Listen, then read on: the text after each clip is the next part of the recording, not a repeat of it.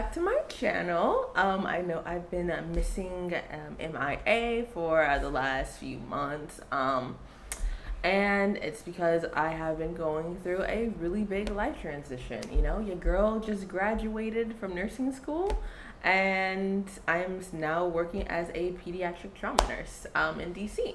So within that time, there has been a lot of things that has happened, a lot of random things to get to the place where I'm at right now. Yeah, there's I'm laughing because there is so much. It's ridiculous. But so back in May, that's when I graduated from nursing school.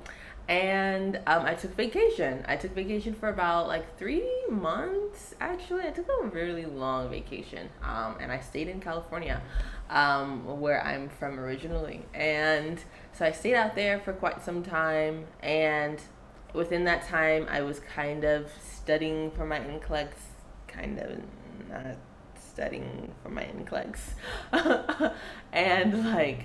Because I end up going to Greece and Italy and all these really beautiful places. So I just like, my mindset was like, yo, school is in the back of my head. I'm out of there. Work will come, but it's not going to be right now.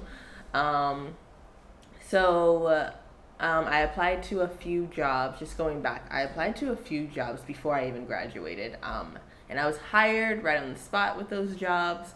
However, one of the jobs that I really did want was a pediatric position. That's my dream. I always love kids. I've been working with kids. If you guys know me and my history, I have worked with children, ABA therapy, psych, OT, PT, peds, all that stuff. And that is like my background. So I knew that I've always wanted to go into pediatrics, period.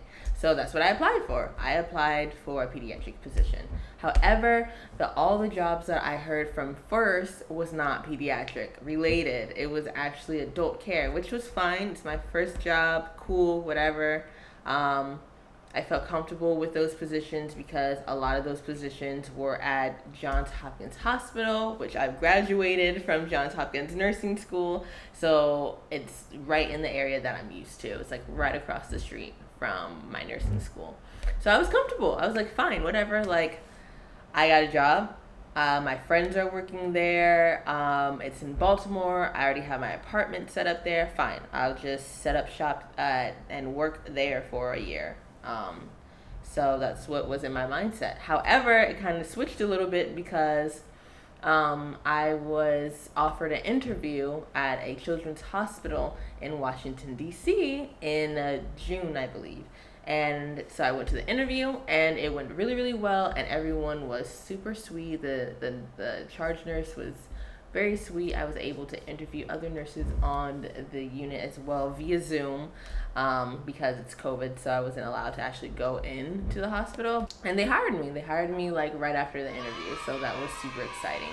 However, I was going through like a debate in my head, whether I should take that position. Like, isn't that crazy? Like, because of my comfortable spot and where I was and what position I was already currently in Baltimore, and I knew that I already got a position at Johns Hopkins, and in my head I'm like, why am I going to take that job? That means that I would have to move. That means that I would have to get up and start all over once again, you know, because I started over once before, like moving from California to Baltimore, and now moving from Baltimore to Washington. Yeah, it's not far. It's only an hour away in distance, but like, that means that I would have to move all my stuff. That means I would have to say bye to my friends. Well, for now, it's only an hour away, but I don't know anyone in DC. So I was going through, like, I was just fighting in my head, like, why would I do that? Like, why would I start over? Like, why would I go through that again? So,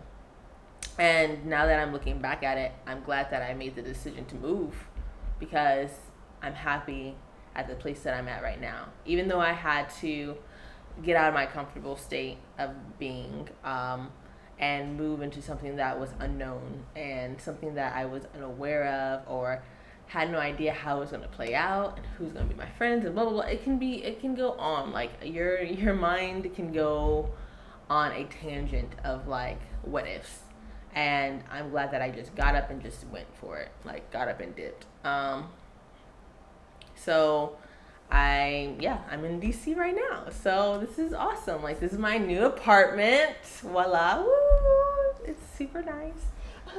And I'm just happy that I made that choice. But going back to how I got here, oh my god, it's stressful because I still haven't even taken my NCLEX. My NCLEX was scheduled for the beginning of August, and I was starting work as a pediatric trauma nurse in DC the second week of August. Yeah, how does that work? I don't know. Because that means that I needed to study for the NCLEX. Mind you, I was partying because July is my birthday month, and I was just not trying to study. So, but I did study for 2 weeks. I will do. So I studied for those 2 weeks, stressing out because I was like, yo, I waited way too long, and if I don't pass this exam, I am done. Like, I'm not about to start this job. They're gonna fire me. That's it. Game over. So like, I just crammed and just don't do what I did at all, y'all. But I ended up passing. Thank the Lord.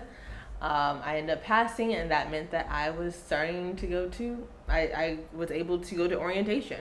I got my license and everything. I had to get an endorsement from an endorsement license for Washington D.C. Luckily, I didn't need my endorsement license for Washington D.C. until late September. So they allowed like a whole month for me to get my endorsement license, which came in time, luckily, thank God. And also I received my license number because I needed to send them my license number. And it had to be in the system before I even started my orientation, or else I could not start at all. And if you don't start, that means that you have to either wait for the next cohort, which I did not want to do because I needed money. I was BROKE. So yeah, I needed to get it moving for sure. I couldn't put it off anymore. So I called the Maryland Board of Nursing, and I had them expedite my RN license. Gave them my name and information, and also like when I actually got my fingerprinting done, that's all they needed. And then they were able to get my RN license like in the system immediately. I'm like, bruh, how long would it have taken if I did not call them? Who knows? I have no idea. Probably weeks. But I'm glad that I did that for sure. And then I was all set to go for orientation. I had my license number. I passed my NCLEX. I didn't move yet. I did not move yet because I was still in Baltimore. I actually thought that I was going to commute for a little bit, but yeah, your girl, it drives like an old grandma. Especially, it was raining, and when I did commute during the first week of orientation, it was raining, storming, and traffic from Baltimore to Washington. It was just a hot mess. So I just couldn't do that long. So I moved within a week after that for sure. So yeah, that's like a quick update of like what has happened in the past like 4 months, May, June, July, August. Yeah, about like 4 months since graduation, and like the fact that I started a job and all this other stuff and passing the NCLEX, it was stressful. I can't admit, but I'm here. It's still like a work in progress because now working as a nurse is a whole different beast in itself.